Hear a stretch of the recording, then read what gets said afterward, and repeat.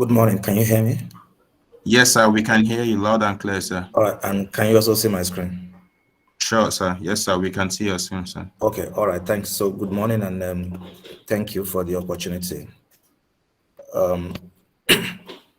So I've been asked to speak on the topic of positioning for global competitiveness, but let me start by congratulating the students, the graduating students of the Department of Mechatronics, and also felicitate with them and their parents and relations. It takes a lot to go to university and to graduate in a country where adult literacy is under 70%.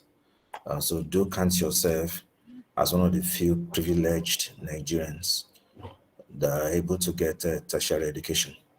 And so because of that level of, or that privilege that I think that tertiary education is, I'll be speaking on how you can then improve the return on this investment by positioning yourself to compete on a global level and hopefully to survive and excel as you compete. So once you stop seeing my screen, please let me know. Network will be funny. The global economy as we have it has evolved over time. Many centuries ago, our great grandparents were hunters and people who just move from place to place looking for things to eat. And after a while, they become farmers, it became an agrarian society, and where key focus was on the tools and the assets that you have. So some use oars and cutlasses, some use animals. They use horses, they use cows, they use mules to plow the land. And then we got into the industrial age, where the focus was on how efficient the business is. And with the advent of steam engine and industrialization, etc. And then we had the internet some few decades ago, and that took us into the information era where focus is on data. But today we've moved into the social economy, what you call the connection economy, where everything is based on relationships. So we call it social media. And you have a lot of people transacting on Instagram or on Facebook than those who transact offline. So that's the connection economy. And so what you notice is that over time, over centuries, the basis for competitiveness, even in the business world, has changed. Right? It used to be assets, now business efficiency, data, relationships, etc. And for what really matters to us is really in terms of the digital economy. How is technology driving the world? And we've seen changes from the mechanical, what you call industrialization 1.0 was based on mechanical production, and then that moved to the electrical production with mass electrical industrialization with the mass production due to the advent of electricity. And then the industrialization 3.0 started in the 70s. It's based on the advent of internet. And now we're in 4.0 where we're talking digital. And with digital, things are changing. So whether it's on social media, it's IoT, it's blockchain, or it's drones, or robotics, things that you students are familiar with. Those are the basis of the technology, the digital technology that's changing the world as you have it today. And what that means is that we all need new skills. We need new skills for all to be relevant in this future. And I can imagine we will need new skills for us to be relevant also in the coming years. Unfortunately, we live in a world that is full of disruption. We live in a world that is volatile, that is uncertain, full of uncertainties, full of complexity, and a world that is full of ambiguity. So that's the world that we live in today. In the last few years, we've seen disruptions based on the advent of digital technology. We've seen disruptions based on climate change, based on COVID-19, that's health, or even the issue of renewable energy. And so renewable energy, electricity, if you look at automobiles, we're talking about electric cars, self-driving cars, automated cars. Terrorism remains an issue. Migration of talents from Mina to Lagos, or from Nigeria to Australia or Canada, remains an issue. The high level of globalization and the fact that you now have global workforces. People stay in Nigeria and they're working for companies offshore. So that's the kind of world where we live in today. It's a world that the US military coined as VUCA, a world that is full of volatility, uncertainty, complexity, and ambiguity. And so in that world, is either you disrupt or you are disrupted. Is either you innovate or you simply are left behind. And these are examples of how a lot of things that we know have changed, right? So in the past, it was people go to cinema houses, but now a lot of people do Facebook, they do YouTube, they do TikTok for their entertainment. In the past, you do CDs or DVDs, but now it's live, it's streaming. It's Spotify, it's Apple Music, etc. We used to have print media, or we still have print media, but now most people do online messaging. It was post office, then Korea disrupted post office, facsimile disrupted Korea, email had disrupted fax, and now we're seeing how instant messaging is likely to even disrupt email. So it's a world full of changes, and so what you ask yourself is, how am I going to be relevant in that world? Because what made you to be successful today will not be adequate or sufficient for your success tomorrow. So that's on the global level. But if you come back home to Nigeria, right? So what do you see? Some people see the cup half full. Some people see the cup half empty. And some people see the cup as being half water, half air.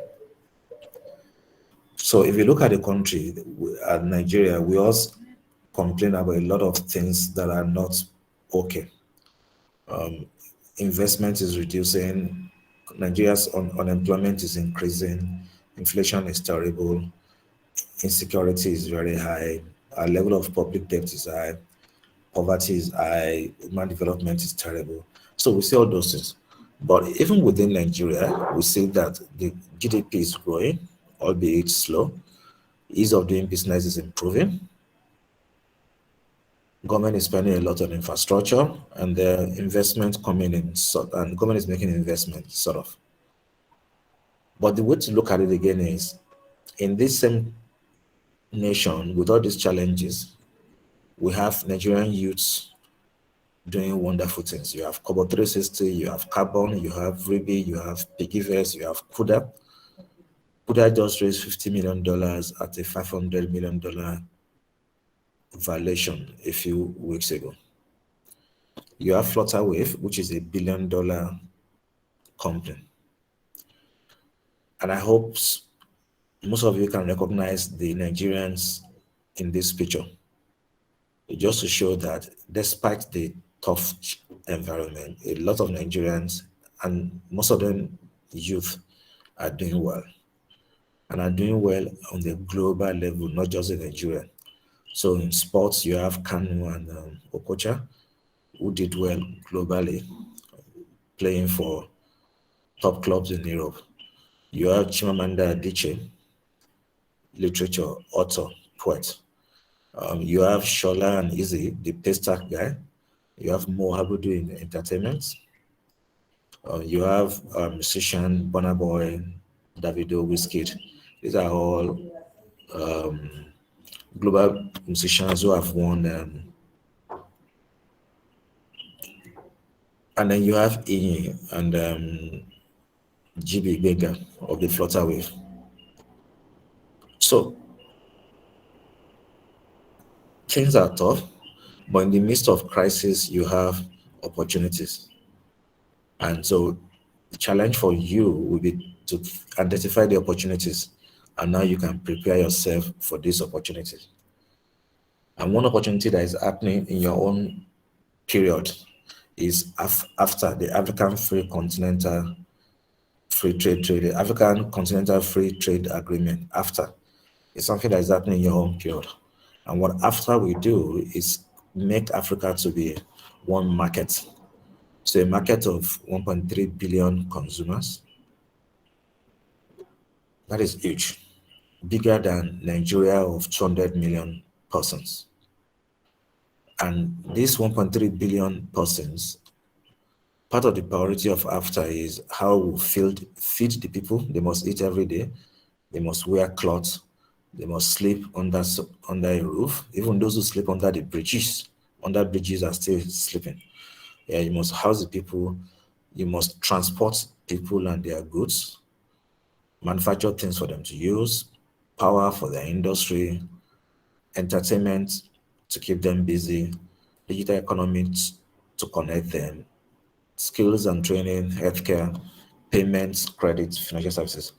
So these are a number of things that every 1.3 billion persons in Africa would need. That provides an opportunity for you to meet one or two or some of these needs. And according to Lau Hadler, there are 4 types of jobs. There are those who are thinkers. They think and produce an idea. Few of us will be thinkers. Many of us will be builders who will help to convert the idea into reality. Many of us will be improvers who further improves an idea. And many of us will be producers. We just produce things in a repeatable manner. And so you need to think of the kind of job you want to be in. Do you want to be a thinker?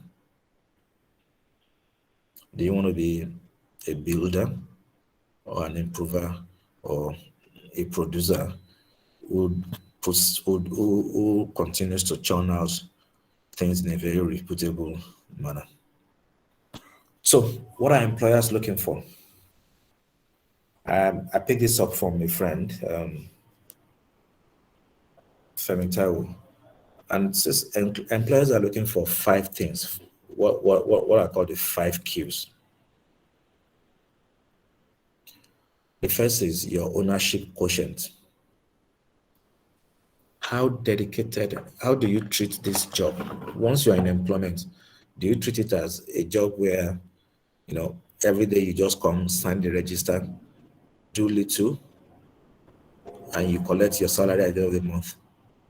Or do you treat it as if it's your own business? You have an ownership mentality and you contribute a lot, and you even go beyond the call of duty to get the business succeed. So those who take the business as their own will work literally 24/7 for 365 days.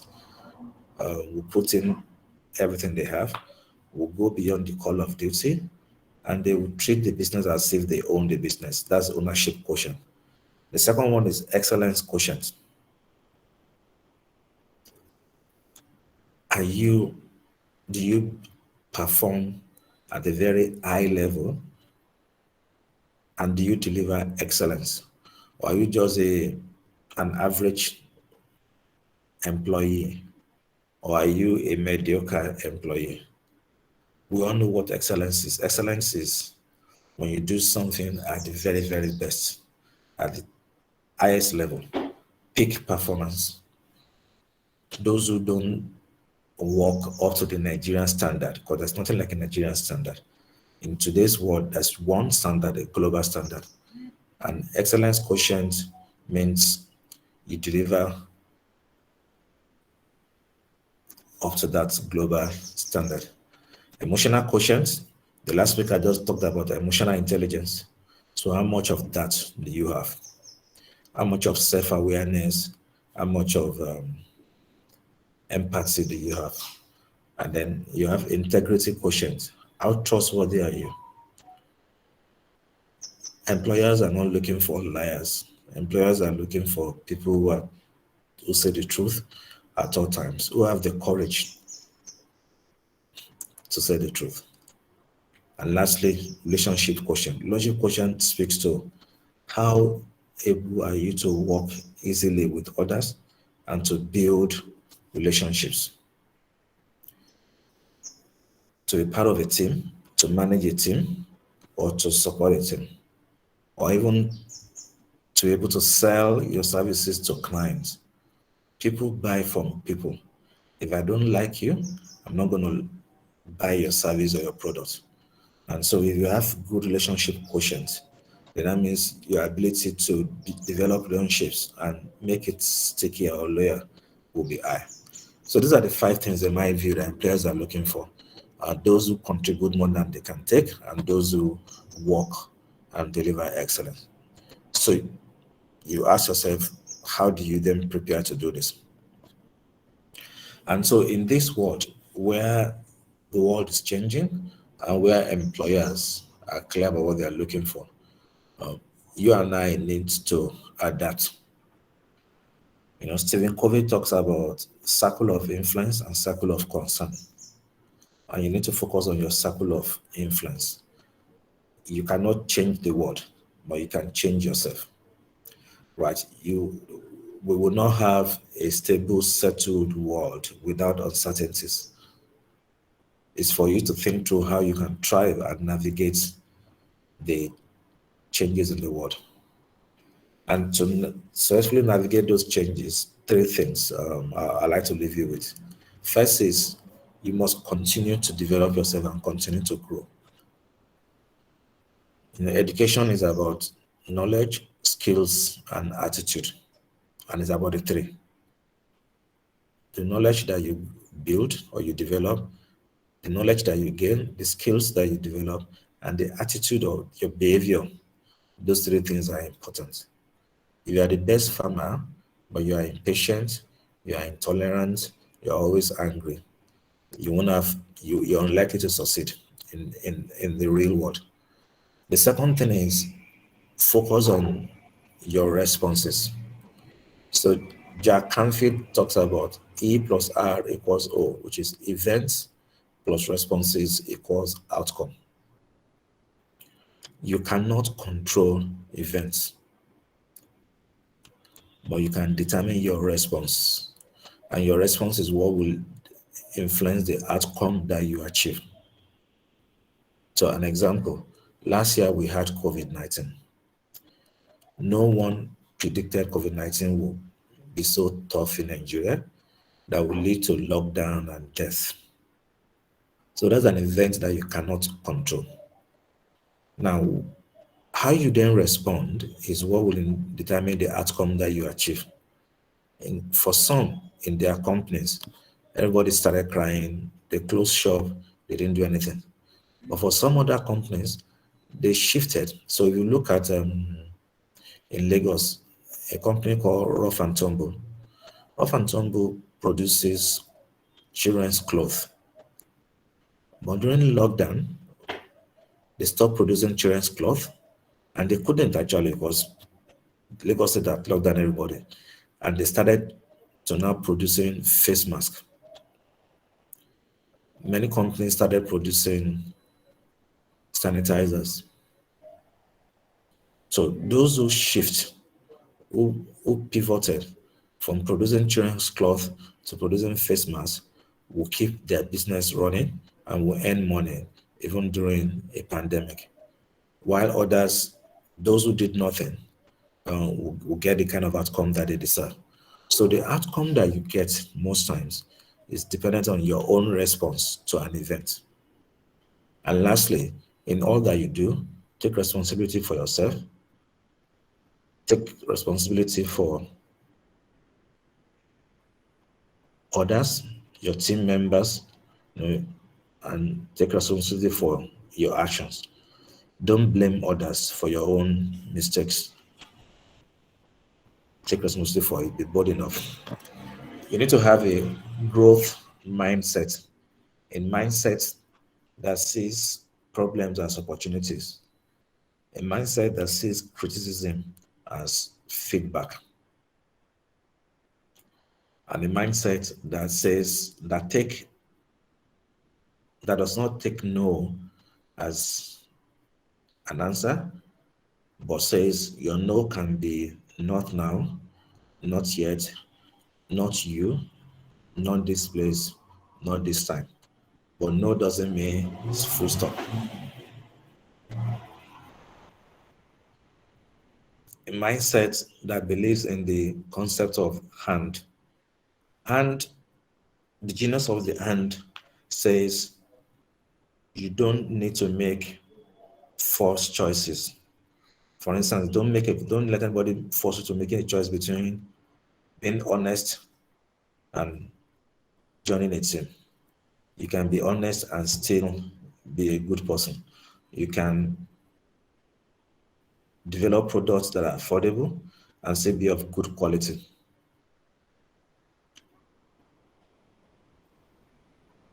Don't force yourself into choosing between I need to join them to be successful. No. You can be yourself, be a trustworthy person of integrity. Don't practice corruption, and you still will succeed. I've worked in a firm for the last 30 years where we've never given one kobo as bribe, and we're still succeeding in this environment. And so focus on the and. Now I can be A and B. I can be smart and be humble. I can be intelligent and be friendly. And my last slide, there are 22 attributes that I've seen successful leaders attribute some, not all 22, but you will not be a leader if you don't imbibe and display some of these attributes. The first is character. Good leaders, successful leaders are of good character. They are humble, have a high level of integrity, they are honest, they have self-discipline, they respect others. Successful leaders are also competent in something, they are good in something. You know, you cannot be a successful general if you don't know how to shoot a gun or how to plan a war and win a war. You cannot be a successful engineer if you don't know how to work with machines and go. So to be a successful leader, you must be good in something and define what that thing is. You must have a high level of cognition, that's knowledge, self-awareness. You must be consistent in what you do. So if you look at a successful sports person, a Messi, a Ronaldo, a Usain Bolt, these guys are consistent. Every day they consistently play well. So you must be consistent in what you do. You must be credible. You must communicate well. Excellent communication is important. You must be creative. Creativity is what allows you to think of new solutions when you meet new problems. It's good for you to be a catalyst to change. A catalyst to change means you don't have to do everything yourself, but you can do things through others, through your team members. So if I take your department, Professor Ibinu has just 10 fingers, but working with 50 students, he will have 500 fingers. And that means he can achieve more than if he does it himself. And that's the thing about catalyst. A leader people must be certain as to what they will get. They must be certain as to what the directive is, what the direction is, and what they will get. So the clarity of vision, the clarity of the mission, the clarity of purpose, the certainty that this is what we are doing, this is what this game is all about, is important. Leaders contribute more than they take. Leaders give of themselves more than they take, and leaders serve the community. They serve the community, they contribute to the community. Successful leaders have a high level of confidence. Confidence in themselves, confidence in their mission, confidence in the team. They exhibit critical thinking. Critical thinking is what you call problem resolution skills, the ability to think critically and derive insights. to connect the dots from various data. Successful leaders have a high level of commitment. They are committed to a purpose and they stay true to that purpose. So they stay committed until a problem is solved. They stay committed to a solution. They exhibit a high level of courage. They are compassionate. They empathize. They have a high level of compassion. They also have a high level of contentment. Contentment is the ability for you to be satisfied with the little that you have and not want to own the entire world. The high level of connectedness. They are connected to people. People are connected to them. People have access to them. They don't lock themselves up in a room. They are conscientious. Conscientious means being hardworking. And the difference between achieving extraordinary results and ordinary results is the level of effort that you put in. Successful leaders collaborate with others. They consult the team. They don't do top down. They don't always have the answers. So they consult with the team. They collaborate with others. And lastly, they seek to continue to improve themselves. So you don't need all the 22 skills, but you need some of this. So it's for you to think through which of these attributes you need to improve upon and start to work on it. Because today, as you graduate, you're already a leader in a nation where most people cannot afford 3 square meals or go to school. So I congratulate you, wish you all the best, and begin to think of steps you need to take, given all that I've discussed, to improve yourself, to be competitive in the global world. Thank you. Thank you very much, sir, for that wonderful presentation. I think we should give him a round of applause, sir. Thank you very much for that wonderful presentation, sir.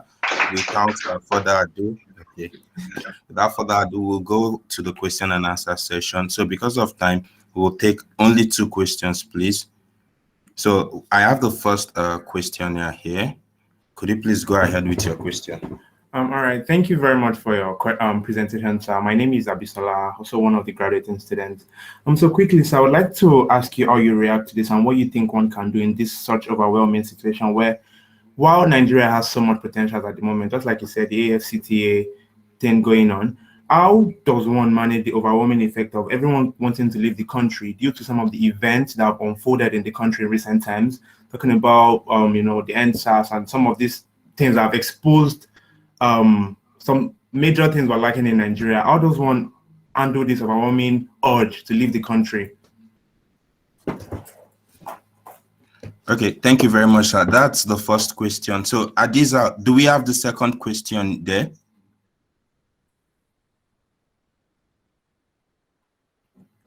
Okay, sir, please go ahead with the first question.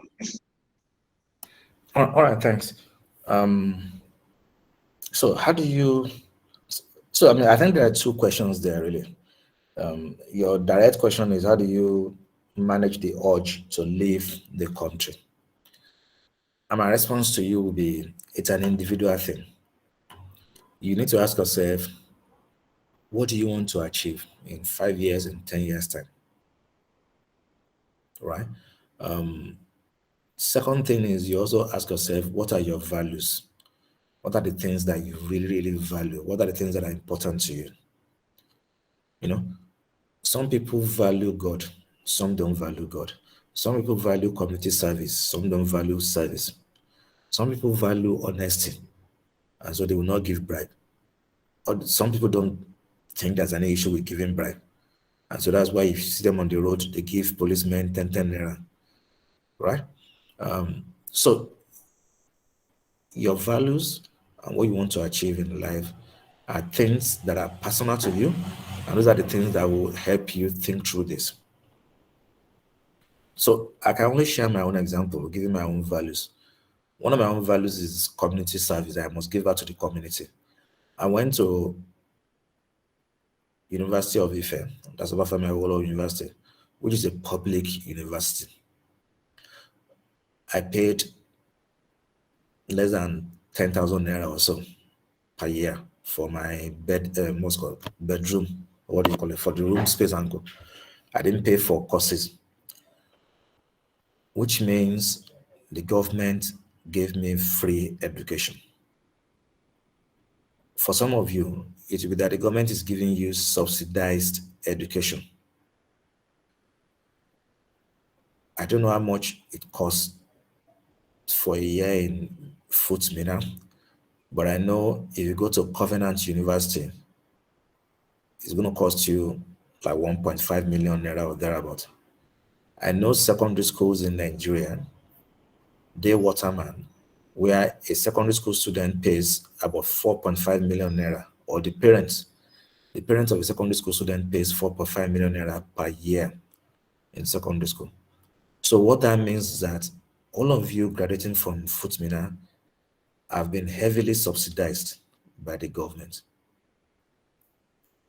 And the government is collecting that money from people like me, from the tax that people like me pay, or from the tax that Nigerians pay. Even some of these Nigerians may not have children in university. Some of them may be childless, or they cannot even send children to university.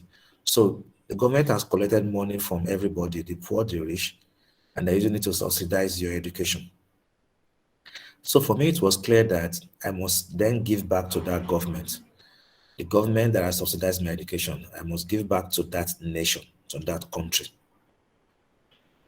And that is one of the reasons why I am unlikely to leave Nigeria. I'm in my 50s now, right? Because I have a sense of duty, a sense of responsibility, and a sense of obligation to give back to a country that has given me free education. That is one. The second thing is, I've schooled in Nigeria. I have relationships in Nigeria. So if I need help in Mina, I can call Professor Ibino. But assuming somebody from Ghana, a Ghanaian, or even an American, comes to Nigeria today, do you think that person can compete effectively with me? The answer is no. Because at the minimum, recall I said you need 5 Qs. One of the Qs is relationship quotient. Me that I've spent 50 years in Nigeria, I have friends in primary school, I have friends in secondary school, I have university friends, I have neighborhood friends that we all grew up together. These are friends that I can call who can support me if I have a question or if I have a problem today. But the foreigner that comes from Ghana, the foreigner that comes from anywhere will not have those kind of relationships and those kind of assets that I have. So the same thing happens to you. If you're a Nigerian and you go to US, you will struggle to have the same access or to compete with those who have stayed longer in US. And so you then find graduates or Nigerian graduates going to US or Canada and doing funny jobs.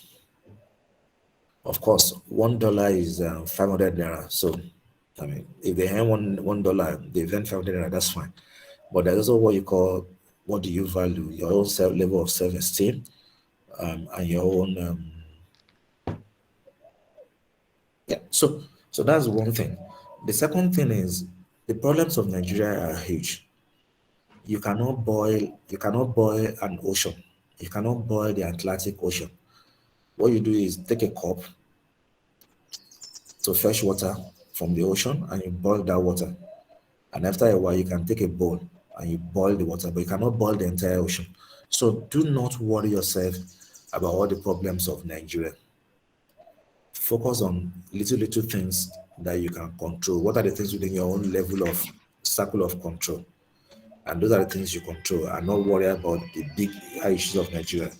Because if you do, you feel overwhelmed. And you think things are not improving, but things are improving. And that's why in my first slide, I showed you Nigerian youths that are doing well, even in the midst of all this crisis, right? So ultimately do you see the cup as being half full or being half empty? Let's be optimistic and see the cup as being full of water and air. So that's my long answer to a short question.